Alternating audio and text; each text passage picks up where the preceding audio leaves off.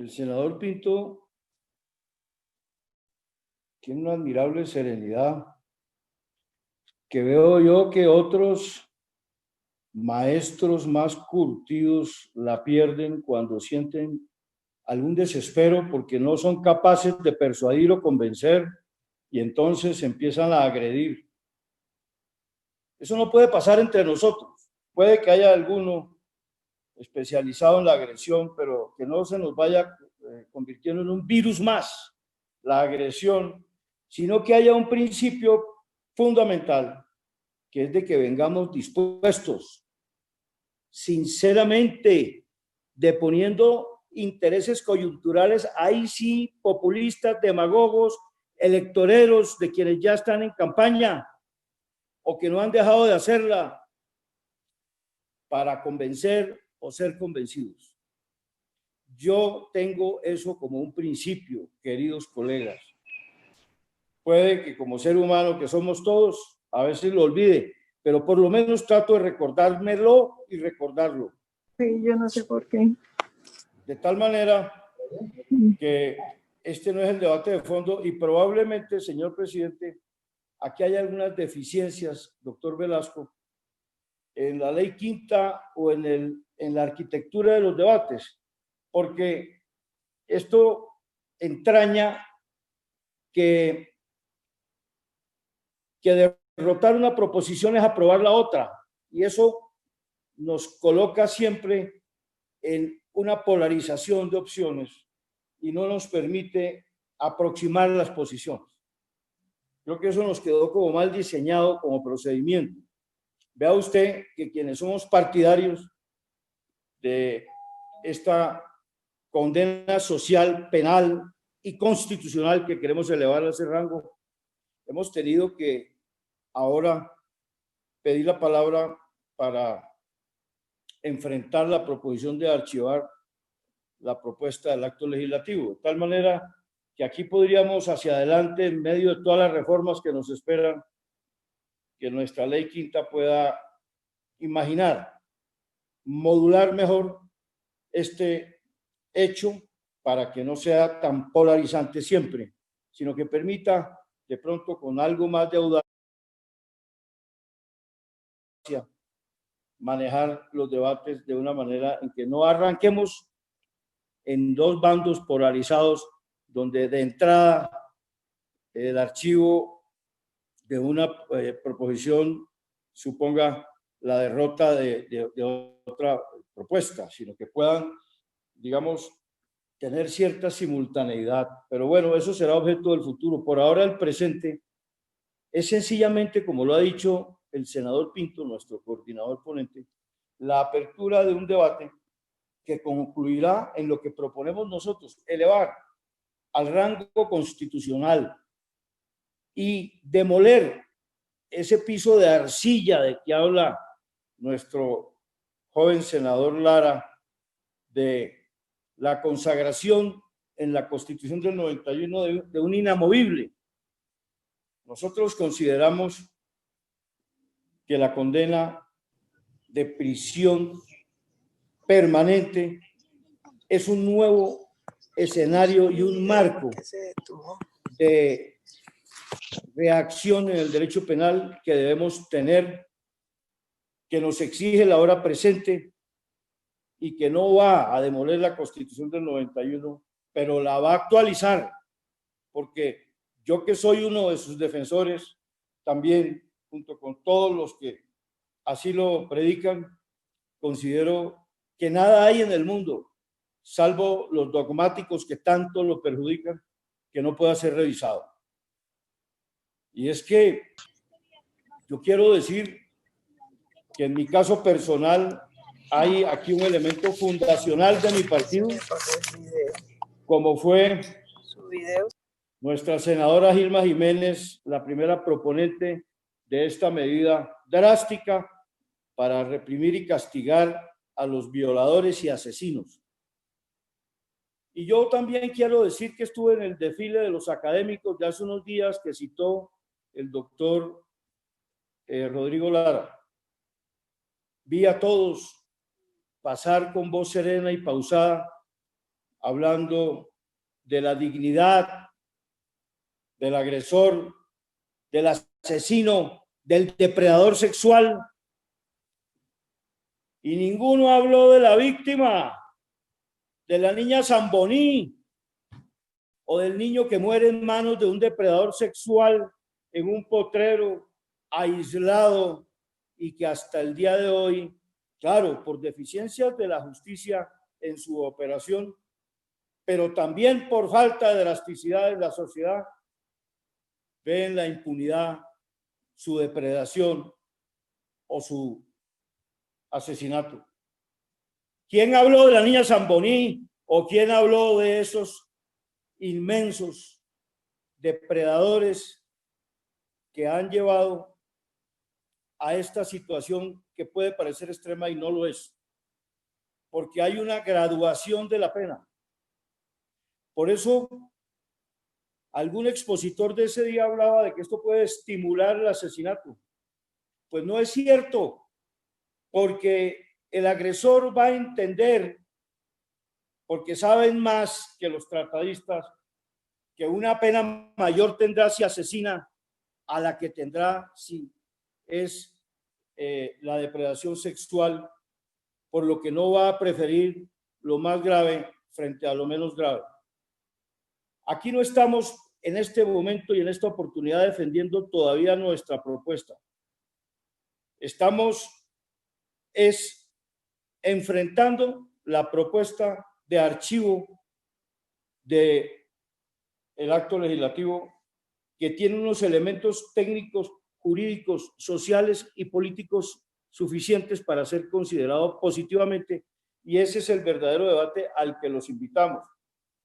Y en la norma constitucional no estamos estableciendo la tipicidad, sino que en la ley posterior, señora ministra de Justicia, que usted es de un desempeño en la experiencia que tiene, que nos sabrá ilustrar de cómo hacerlo en su momento, ahí la descripción de la norma podrá enriquecer este principio que necesitamos que sea a nivel constitucional, porque como la prohibición existe expresamente en ese marco, en ese mismo nivel, nos corresponde por eso el trámite de este acto legislativo.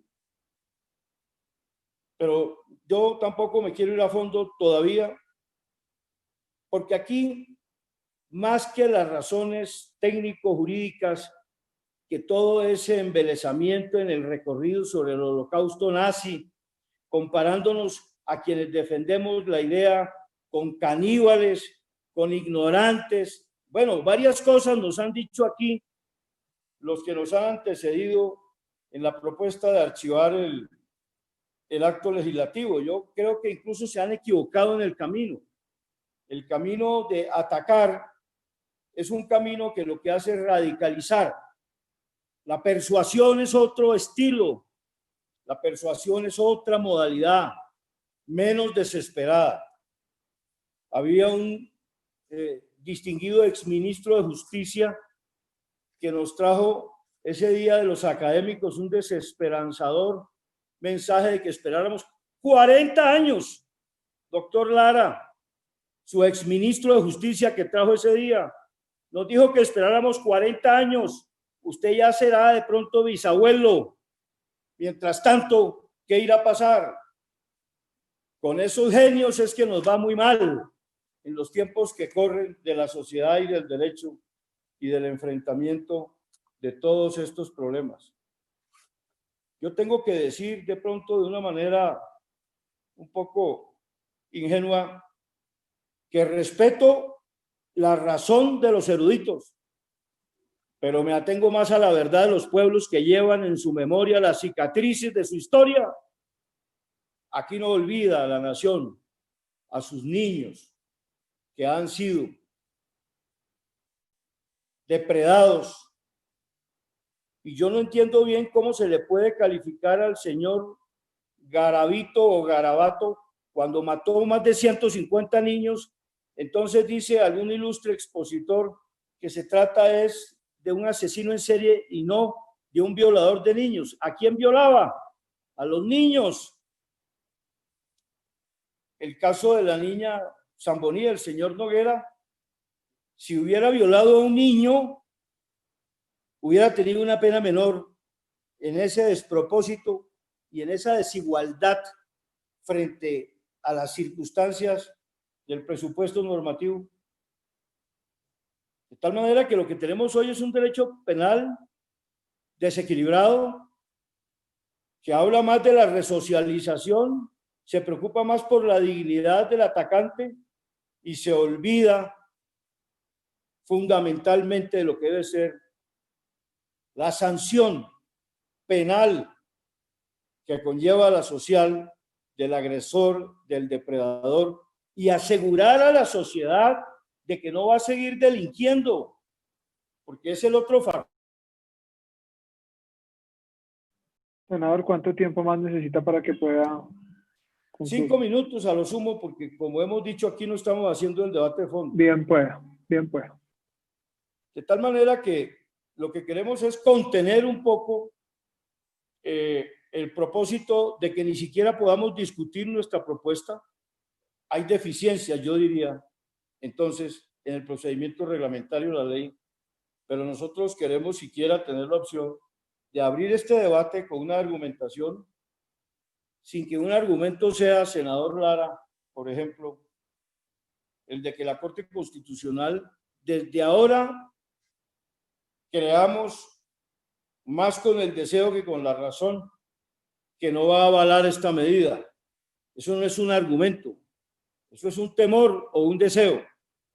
De tal manera que lo que necesitamos es que nos permitan abrir el debate de la propuesta, que son 2 artículos principalmente, donde solo abrimos el telón espeso de una constitución que nos permita irnos a fondo en reprimir y enfrentar este delito que es el más grave en las sociedades animales. Incluso lo que más se protege es a los jóvenes, a los viejos, a los más indefensos, y nosotros estamos dejando pasar nuestro tiempo con la permisividad de que los depredadores, los asesinos y los violadores hoy no tengan un castigo consecuente a su acto miserable.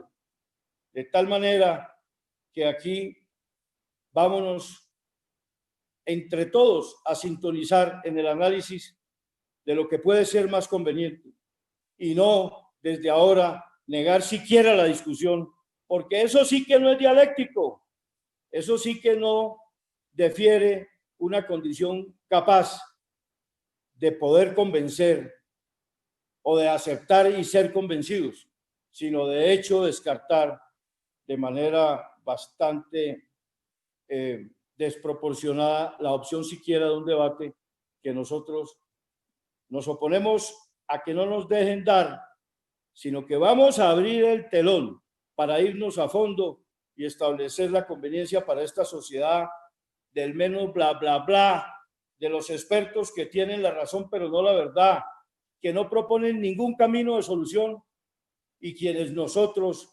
pensamos que debemos buscarlo entre todos para reprimir.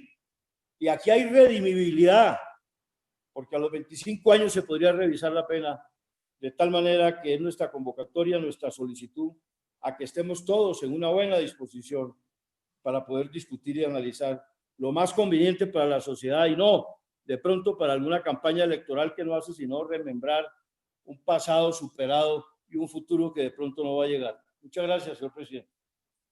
A usted, senador Name, gracias. Continuamos con el senador.